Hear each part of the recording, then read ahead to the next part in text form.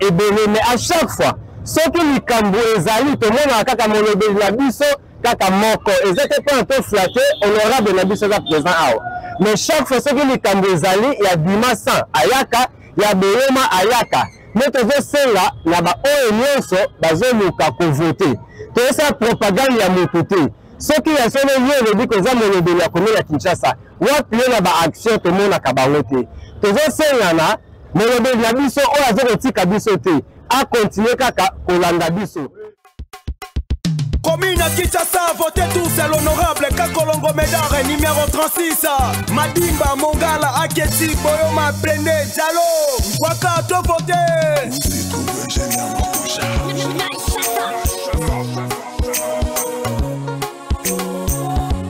Kinshasa, Oyo, provinciale, Topolio. Kakolongo Médard, l'avocat du peuple.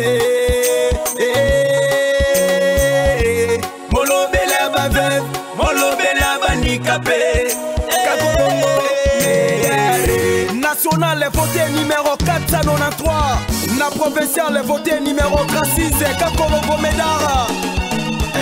Komina Kine, de voté numéro combien? 36.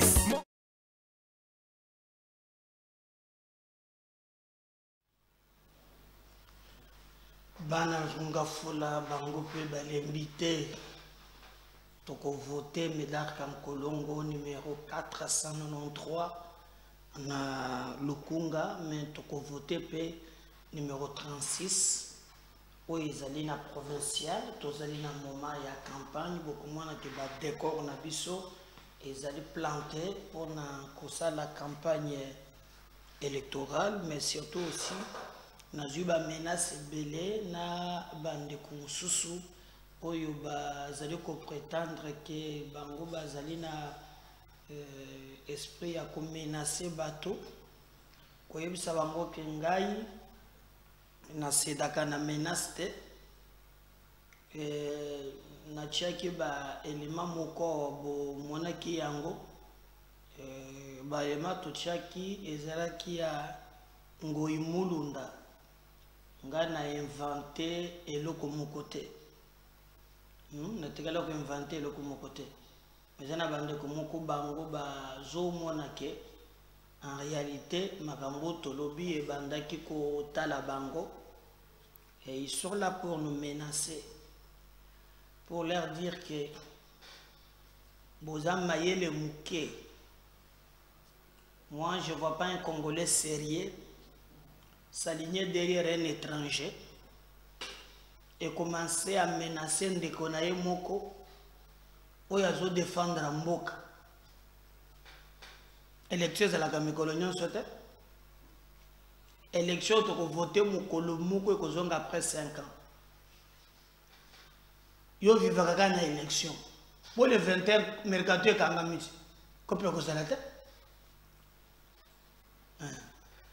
Au lieu de penser Congo, Mboka Kendaka Liboso na ba papa socialité na bananité Mboka Kendaka Liboso na ba valeur, c'est-à-dire batu ya boanya baye na makanisi ya bien parce que les idées engendrent les moyens. Nde à la fin batu baloki ndenge ni bakosa la makamo. Non, yo fandé pas mon paya. D'ailleurs, Bokolanda nga était na kosala deuxième émission pour ça fait longtemps qu'il a salé des numéros là na kosala. Bokolanda même comme Théodore Ngoy. Oyazaka Tangué. C'est mon professeur, il m'a donné le cours il y a droit constitutionnel. Makambo ko révéler sur candidat na bino bokolela bokotangisa mai na misu. Ndeko na ngai boza la kimia lia sombo yokolo zulia kwanga nayo lokolo komisango sombori kwanga lia meyeba ke bato balekaka mboke tikalaka ile kwa kubondeleza ka mabele et non pas bato oyo bakoleka tokobeta masolo na bino. Merci na bande ko bazola ndangai na mbandaka soko fatia zakuna. Obeta masolo wana très bien ngai na bino Bo partager kaka lien ya émission na biso. Bo liker, bo commenter. Bo moni ba numéro ba affiché wa neza numéro 493 pour la circonscription ya Lukunga. N'explique ki bino. Oza pe ata na Angola, oza na Lubumbashi, oza na bandeko awa. Tindela bango numéro oyo. Yebisa bango, Médard Kankolongo, c'est l'avocat du peuple. Beau voter numéro 493 na circonscription nationale ya Lukunga. Topé ba voter numéro 36 Wanande ezali na commune ya Kini. Ozana Mbandaka, Ozana Bulungu, Ozana Kimbata, Ozana Ndundo Buteji, Ozana Mweneditu, Ozana Canada, Ozana Paris, Ozana Bandeko, Bazana Barumbu, Bazana Gombe, Bazana Lingwala, Bazana Ngaliema, Bazana Mongafula, Bazana Kitambo, to Bazana Komina Kishasa, Yebisa Bango. Soki basi commune bazali bango bako voter uniquement en dehors ya commune akini bako voter 2 fois. Je crois na bozo pano ya commune akini. Commune akini bako voter 2 fois. Bo voter na national, bo voter na provincial. Pomoni pano yango wa. Mais aussi na représenter nos conseillers na biso municipal ou ba municipal na biso bazali pour toujours bondele pe tozo ba commune Congo na 20 fois gérer ba commune nyonso ne ko sale makaka na nzela ya maponami. Alors bo ba voter na national baza 6 communes osogi osanrola kina Gombe, Kitambo, Barumbu, Lingwala, Ngaliema, Mongafula. Bao wana siswa na boko voté numéro 493. Bao bazali na commune à Kinshasa boko voté d'abord na national. Bo voté numéro 493 mais na commune à Kino boko voté le sous 36 na provincial. Médard Kankolongo molobeli na bino akobunda poete même image ya commune ya Kinshasa Engala emonana ya solo ke ezali commune na biso oyo tozali penza ko toute la atolo. Donc tout ça l'effort que commune Engala makambo etambola est très bien. Donc continuez toujours à partager nos émissions, continuez toujours à liker, continuez toujours à nous faire confiance. Bisope toko bosa na bino ata mokolo mokote. Toko beta lisolo bandeko na ngai na bino. Lisolo le toko beta na bino. Scandale encore cette fois-ci. Izana Kasumbalesa. Toza toko déplorer makambo ya ba kasayen awa me ya mbaloyo ezana Kasumbalesa. Cette histoire, il y a des complices. Na la kisake bino awa ndengeni ne bato bakufaki. On nous avait promis que bato bazali en place. To moni bato bakangite. Après il y a image, il y a une image où il y a un chef coutumier comme ça. Bafanda kina maman moko bazolo ba voilà. Oh mon naza chef coutumier. Moi si mon souswa naza soki nani soki interprète. Bango na monoko na bango bazotanga katumbi. Bazotanga katumbi. Et apparemment entre les lits, ils allaient maintenant tout vivre makambo to monaka na epo ya kungwa kumwanza. O bandaki ko benga Kasaye ke bazaba biloun. C'est le schéma eux autres en place.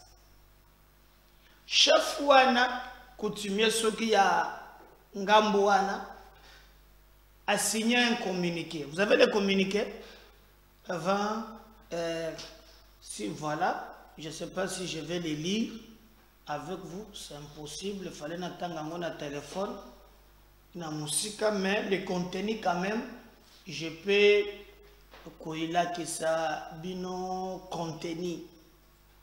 Na contenu wana na lettre oyo, je vais chercher ça. Natanga na bino, je peux retrouver ça. Boyo kamakambo comme mina.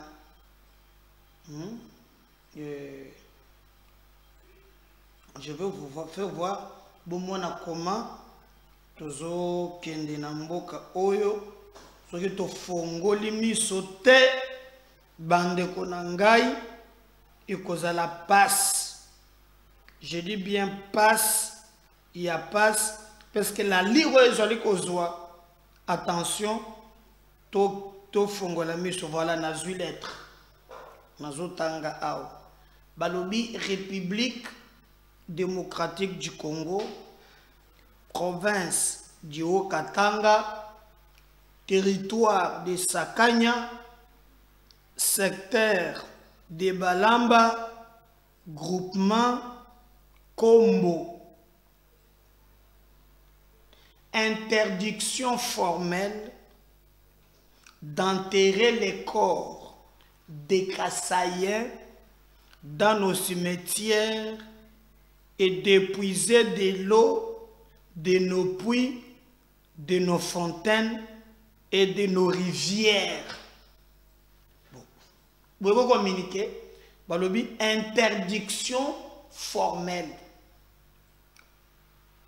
Mutu nyonso abotami Kasayen. Bapekisi bakoki kokunda ebembe na yete.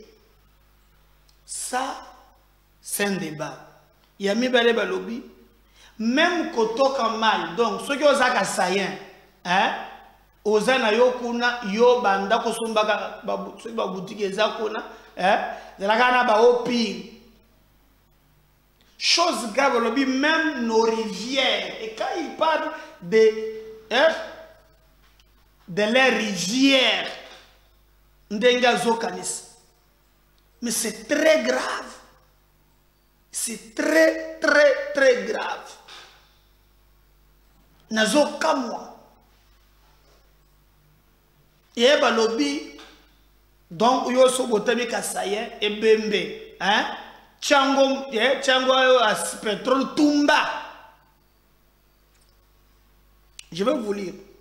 Je sous-signe, grand chef coutumier et chef de groupement de Kombo, Kabunda Sokino, Vincent, atteste par ses présents avoir interdit formellement aux Kasaïens d'enterrer leurs morts dans nos cimetières partout dans les groupements de Kombo et je les interdis formellement d'épuiser de l'eau dans nos puits, fontaines et rivières suite à la destruction méchante causée par le militant de l'IDPS. C'est comme si tout Kasayen est militant de l'IDPS. De Kassumbale, ça c'est vendredi 24 novembre 2023 à partir de 11h. En tant que grand chef de ce groupement, celui qui va contraindre mes ordres aura affaire à ma colère, à celle de mon peuple et surtout à celle de mes ancêtres, car toute autorité vient de Dieu. Il est demandé à toutes les autorités, tant civiles, militaires que policières, de bien vouloir apporter une assistance à portuaire au présent en cas de nécessité. Alors, les informations, d'abord, vous voyez un message pour le balai très alinonga, vous avez un archive, vous avez même vidéo, vous avez la kimia, Tanazoloba awa, batubazo ne toujours sakana, mais quelque chose, génocide, épiration moko ethnique, et zolobama en silence. Vous avez vu Mbongo Abimiawa, non? Est-ce que quelqu'un console? Ce qui l'intéresse, c'est de relier le message à Katumbi. Katumbi Abimiawa, l'obaki makambo, il y a seigneur comme madame. Bon, mon qui chaud l'abimi sans honte. Reprendre textuellement ce que Katumbi a dit. Mais là, on est en train de massacrer des gens en silence. Personne n'en parle. Je vous ai montré famille moko bolobaki babomaki bango na papa na mwana na ye hein na malemba nkulu qui lelo ba enquête na zo eba côté exact ba enquête ango ceux qui doivent ngara éviter par exemple la famille malemba nkulu qui en parle aujourd'hui au cas gouvernement central bazo construire bazo le bela yango il y a eu des massacres ya mundu ja Congo au Bundu Jamayala, au Baboumela qui chebe na Kabila. Nous avons vu le monde se soulever pour dénoncer. Mais là, on massacre en silence, personne n'en parle. Personne n'en parle. Maintenant, les hommes à Yakobata m'a ressuscité. Un soi-disant ceux qui sont Kimo, chef coutumier, qui pense qu'à la République Yakatanga, il va signer une lettre sans honte, publiquement, Kolobake. Ba militant ya IDPS va saccager Kasumbalès. Est-ce que tout Kassaya est membre de l'IDPS? Moi je suis médaille en Colombo. Nazana Congo en avant, il y a des IDPS. Mais il y a des Kassaya qui ne font pas la politique. Baba commerçant, quel est le lien que ce type voilà, tient rouge, il va faire entre ce que lui constate alors qu'il veut se rendre justice. Ce que lui constate que Batoyi Depes est le Kassayen.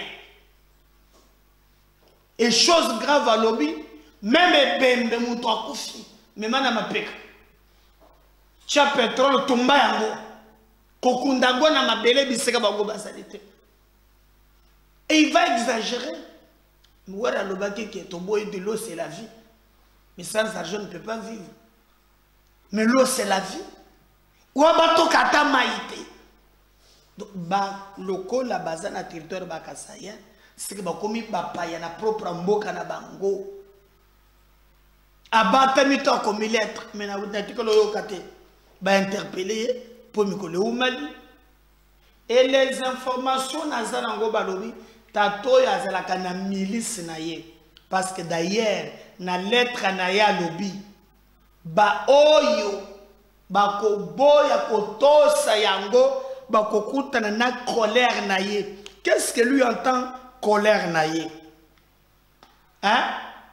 Alors les informations de ça, dans le groupe moko ya ba jeune, o ba zalaka à qui pour nous défendre la colère na ye. Ba ko ya ba bomio. Et même les informations de la kakeno, des fois bakanga kabango, ceux qui bakagi bango, yako kende ko peser de tout son poids batiki bango. Ceux qui kaka batiki bango, yo muto fande ke funda ki bango bako bomayo lusu. Et c'est pourquoi le but est non, baye oye bango yo koku debem, bako mela mai donc bokanga ba posa na binu sur zaka sayen. Boko kutra na colère na ye. Et là il menace publiquement. Encore publiquement. À Komina Balek. Et personne n'en parle. Ça c'est très grave. Très très grave. Dans un pays qui se veut un pays démocratique. Batoua na bazakuna. L'issou basa. Net moi na. Donc ceux qui moi na les maman. Ma yozaka sayen. Comme la maïté.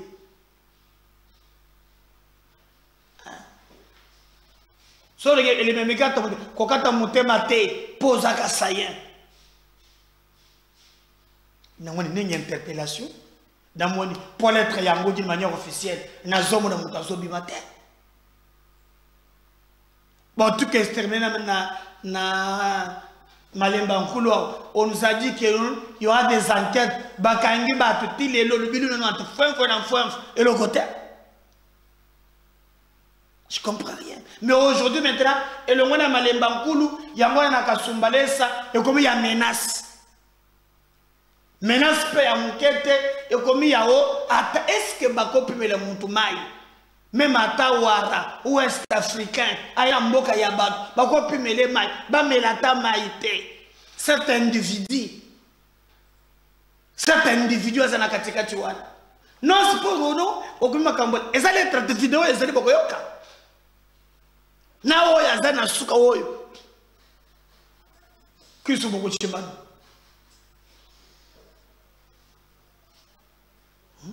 Batongo pi bazokane la kabatu. Mawatwe. Donc muto melata maite. Wata burunda ya to mele mai. Mais ils ont préféré mais pourquoi quand il faut Katumbi avec bango bataliban quand il faut exterminer les Kassaïens il faut que botanga kombo ya Katumbi na munodo. Katumbi vous a dit qu'on va empêcher que takuna ndebo bozo ba mesure wana et puis tu menaces publiquement que non ils vont rencontrer ma colère. C'est grave hein? Et puis à se filmer. Au moins vidéo, la plupart de babombi yango.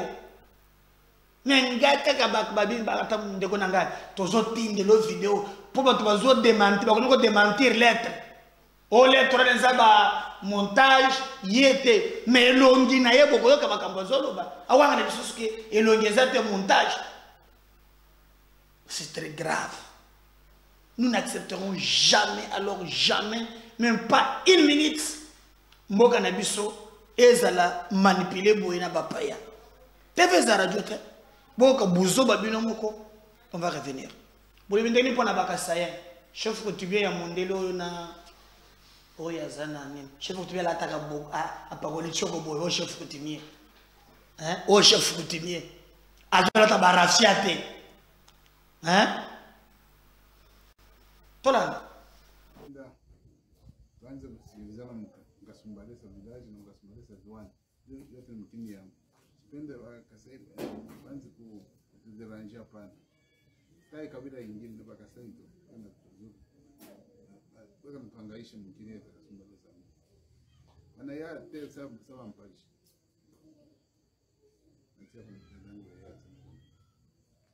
merci sana tunamipokea na mikono mbili shie tuko balamba tena balamba bakinya balamba bazuri. Hatuna naturalism ya sasa tutachakula kabila fulani. Njushi tunaona wote ni banduku yetu. Kama leo mnaone hivi mlikuwa ni mpodi humu. Nzuri ya roho yetu mzuri. Njoo hii banduku yetu banakuwa kuyala tunabapokea ni banduku yetu bakwetu ikale. Me huku leo inatufikisha kumwisho. Abana na mapendo. Wonjo banaleta tribalism. Abapende shi balamba tuikale musalama. Banapende ikasumbalesa bo babebe mujini na kwa ni yabo bo bakasai.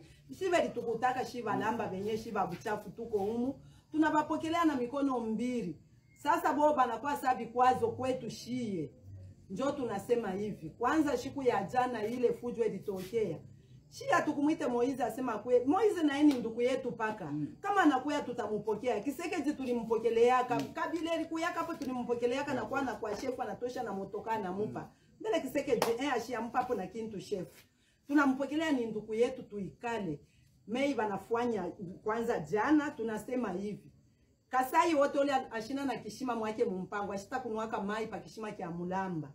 Pompi yetu hakuta shotaka Kasai mai. Bulongo wetu tuko na kanyanga Kasai ashita jikaka. Kama banakufa bache kufwa. Kama banakufa banze kukanika banabeba minofu yabo ya kukauka banenda kushika kwabo na koko nikalaka tuvudi. Huku kwetu ubu bulongo wetu wabankambo belituachiaka. Ubu bananza kutufuatilia na kipango bapomone. Lakini tunakatala kushika Kasai. Tulibapokelea kashi mikono mbili asani banduku yetu. Mekile banafanya kutoka leo. Tunabanao amo mai. Bobe nyewe bafanye asharje yabo kule batenda kushika. Kama ni Kinshasa, kama ni Kulumbashi, memu jini ya balamba ya Kasumbalesa ya shefu kombo. tunakatala tubudi. Ata kukasangiri, ata hapa petu pa Mupundu, ata hapa Chiwaya. Hakuna mtu batajikaka Kasai. Ashina na pa umu, ashina na bulongo umu. Omwe banze kukanika, kama ni kupika bapike, bakulie, bashi bo banakuliaka. Me tunakatala kutoka leo hapa tuko nasema hivi. Leo le kante mule 15. Le 25 leo. Tunakatala bulongo bwa Nkombo kujika mo Kasai. Atupende tutangane madamu ya kujika. Tunakatala, shina shitu kwenda tubudi yetu. Na bo batafute bulongo bwabo wa kutoka mjini ya Nkombo. Ya Kasumbalesa village. Tunakatala. Tulianza kuangalilia mpaka kule kumadwani. Inifua bakuye bafuatililie shefu bakuye bapomone nyumba. Binekalaka ako bya vile. Shikuka nishi tutatoka huko tukende kule kukasai, tukende kunyang'anya pouvoir. Musha kubiona kapo wapi? Abikalake kwa tashi kumoya mpaka haba atuyue kile bedi tufuatia humu. Lakini tunakatala kutoka leo hivi tunasema hapa. Abana na paya kujika. Tunabakuta beko na maiti, tunabachoma. Na maiti kumoya tunachoma. Hata banakata kile batabafuata mutuburi. Batabachoma, maiti batachoma. Abana na paya kwetu. Tunabanawa mu tunabakatala vile banasema shinjo benyewe ba pouvoir. Mukuluari mulebesha kujala, mukulebesha kujala. Hatu bafuata. Shefu ni wakimya. Kulikuweka hapo kajile lipelekaka batoto mule anze kupata hako na yeye anchu. Kumukatalia hii pouvoir kunia Bakasai aina ya balamba. Shefu Nkombo atumuyue. Bana mukatala shefu Kombo mwenye bulongo. Bana mukatala bana munawa Bakasai bana beba mapouvoir yote na kwa ni yabo. Mukuluari tupitake paka bo byote mamila mbu yote bana bebaka. Shi tuko mpaka hivi na macho tuko na bangari. Njoo tunaona sema huku tuko nenda tunafikia kubaya. Tunakuwa nabo mpaka. Hivi tuko nasema ba mashikio bale ba akili banze eko tu kuliendea bo benyewe. Atuyafanya action moya ya mbaya. Banze tu kulie. Mishimu inashirika sasa. Mishimu itaanza kumeza ni bulongo butabameza tu butapasuka bunamba meza mpaka bo. Basho mambo batabakia. Ba mambo bulongo butabameza hivi niko nasema hapa butabameza. Kwanza leo hapa tuko nasema. Bulongo butapasuka butabameza. Omwe uliashi kubabake kukintu kia shefu Nkombo kulia. Beko na kulia mama kutapa kichwa kia shefu. Bapite mmakuluari makuta ya shefu. Bapite kuma servisi yote tina kote beko na pitakana kulia makuta ya shefu. Shatu bafuataki. Lakini action banafanya siku ya leo. Inatushirikisha maro yetu. Inakuwa Voilà. Bon, qui vient nous maintenant. Pour nous, nous lettre wana et ça monte. Mesdames. Ce qui m'étonne, personne ne les inquiète. Alors, comme il a dit que bato bako kenda l'encontre naie, bako kuta na colère naie. Il prépare maintenant parce qu'il y a zana ba jeno ko ba bomaka. Ala ba jeno ko ba bomaka batu. Et selon les informations que Melingai, soki kaka ou telemeli bouyibiye, bajan soki ba bomi, basi bakanga bango ata ba 2 ou 3 fois. Yazana ba liena ba konzi la police na banen bakotika. Mais soki batiki bango, lubilu nonwant, souple niwe moyi, kota la simate fongola, nonwant ale, lubilu nonwant. Popa mbate bato ba yoko bomayo. Alors, alobi ke na video mama wan boye kuchiman kuisu kuchiman ye wan azo menacé ko bakasa yango ko vraiment ko mto so telebi ko kasai ko kasai mugo so meli jamba ti milinge matena cerveau totelemela bakasa mboko tozapele ya ko vivre na unité. Mutu na bandela kalika mbwana mbala na mbala. Mais na monike eza bloc. Oyo zo se former malembe malem. Ni kokunda ni mwini minayo. Neto mwini minayo pe kabaka saye. Ah, ça c'est un pays vraiment. Au moins, minayo, depuis bakanga yete.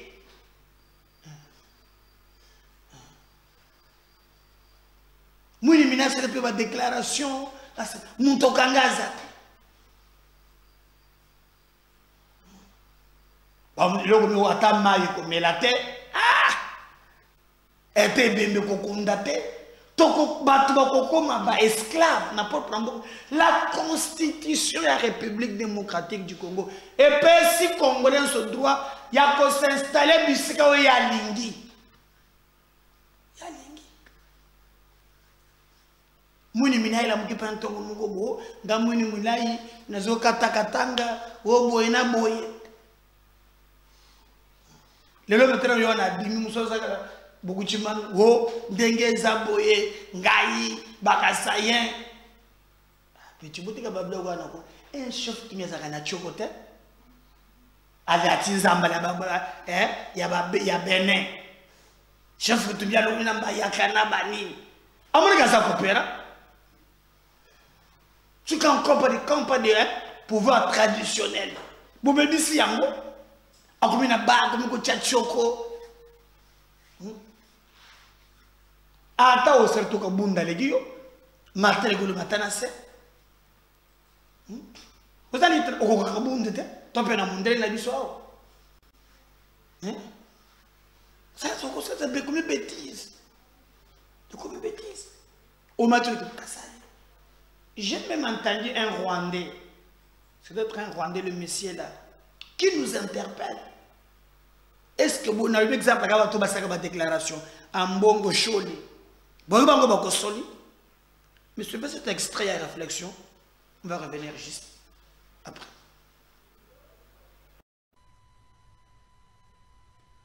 Depuis quelque temps, je vois Monseigneur Ambongo se démener partout, déployant toutes ses énergies, utilisant la place et l'autorité lui conférée par le Vatican pour attaquer et humilier le président Félix Tshisekedi.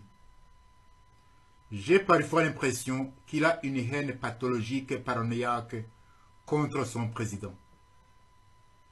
Étant moi-même catholique, j'ai beaucoup réfléchi et médité sur ces sorties médiatiques du cardinal Ambongo. Il n'y a pas longtemps, j'ai entendu Monseigneur Ambongo prononcer des louanges à Kagame comme un leader charismatique et visionnaire. Imaginez-vous. Tous les Rwandais et les Congolais, surtout ceux de l'Est, sentent dans leur chair la brutalité du régime de Kagame. Entendre un prélat catholique congolais dire des louanges à Kagame, ça donne des sentiments indescriptibles de peur et de déception, et ça donne à réfléchir. Chers catholiques congolais, je commence à penser que votre cardinal travaille pour les multinationales mondialistes et non pour votre maître céleste. Je pense qu'il faut se désolidariser des propos et des attitudes de votre cardinal. Aimer son Église ne signifie pas suivre aveuglément son cardinal. Très récemment, le cardinal Ambongo a écrit une lettre à l'administration américaine, mendiant l'appui de Biden pour stopper les élections au Congo et protéger les opposants politiques. Et pourtant, c'est cette même administration américaine qui a bloqué le mapping report dans les tiroirs de l'ONU, déniant ainsi la justice à 12 millions de Congolais victimes du génocide commis par les militaires de Kagame et de Kaguta. C'est cette même administration américaine qui favorise et soutient le chaos à l'est du Congo. C'est devant cette même administration américaine que Monseigneur Ambongo est allé s'agenouiller en secret pour demander le report des élections dans son pays.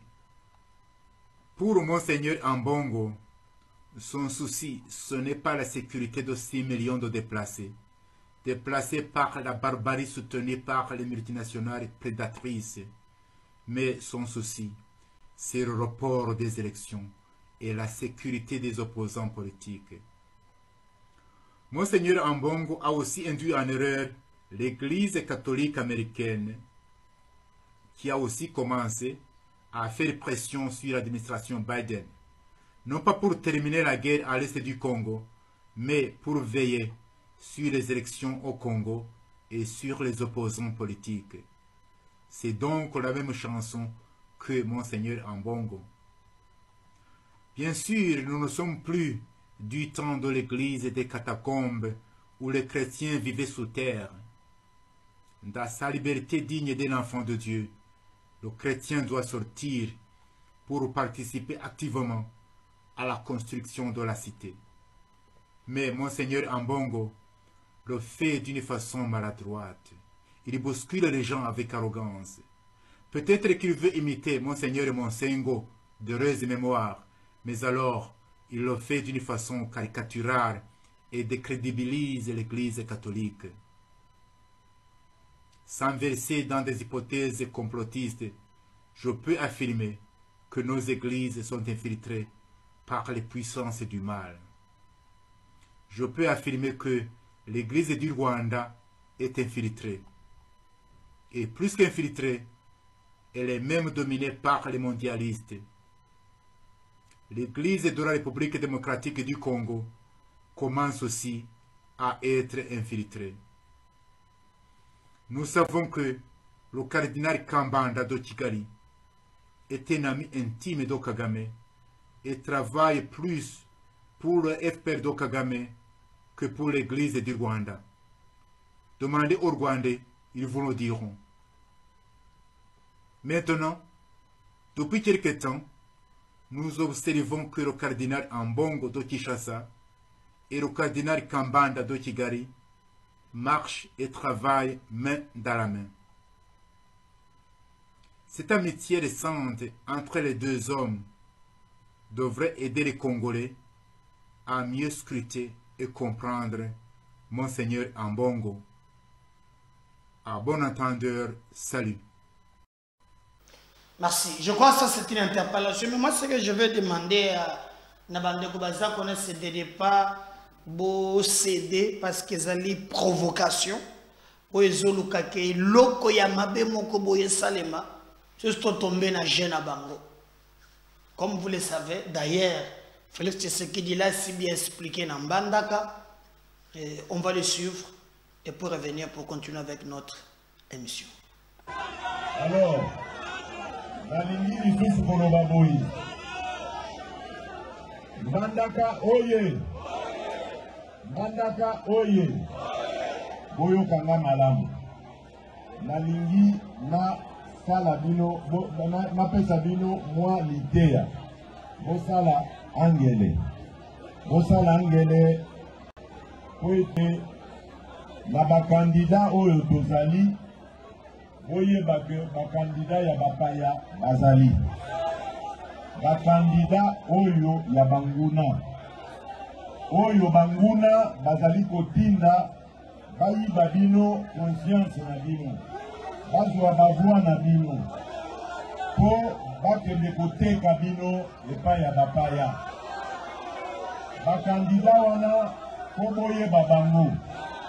Botuna bango kaka batangela bino kombo ya monguna oyo azali konyokola bandeko na biso ya est na nord na sud Kivu. Bokomona baokoka kotanga kombo na bango te. Ezali kombo ya mokonzi ya mboka moko boye ya mwa mokeleke te eza pembeni na biso kuna. Oyo azali kobomela biso bandeko tongo pokwa. Yende azali kosunga bango baya kokosa bino bopesa bango bavoi na bino bakontinue konyokolo mwana ya Kongo. Bosala ngele bondima bato wana te. Bazali bato ya lokuta, bazali batongolo miso. Bazali kosalela banyangala kata misala.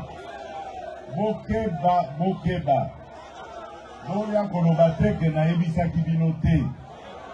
Ngana sengi bino bavoi na bino poto continue misala oyo tobandaki. Tosala oyo na loko baobi na lopoto ko consolider baaki oyo toza na yango deja.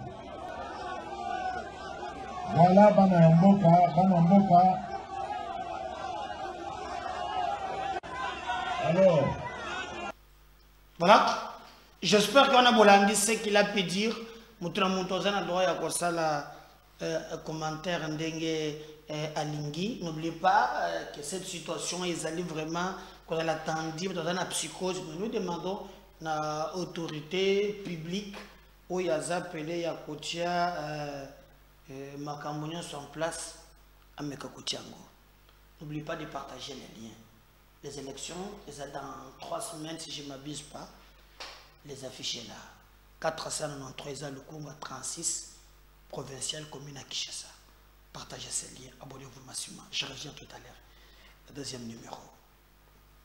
Bye. Et bien, mais à chaque fois, ceux qui nous cambouent, tout le monde a kaka molobeli la biso, kaka moko, ils étaient pas un peu flattés, honorable la biso là présent. Mais chaque fois, ceux qui nous cambouent, il y a Bima San, Ayaka, il y a Béoma Ayaka. Nous devons faire là, là-bas, on est lié sur, bazo luka ko voter. Tout ça propagande ya mokoté. Ceux qui ont fait le lien, le dit que ça molobeli la commune à Kinshasa. Ou appelé là-bas action, tout le monde a kabaroté. Tout ça, il y en a. Mais le bien la biso o azokotika biso te a continuer kaka kolanda biso. Commune à Kinshasa, votez tous à l'honorable Kakolongo Médard numéro 36. Madimba, Mongala, Aketi, Boyoma, Prende, Diallo, Waka, to voter.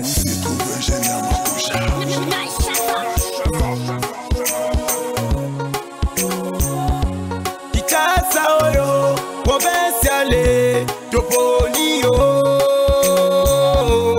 Kakolongo Médard, l'avocat du peuple.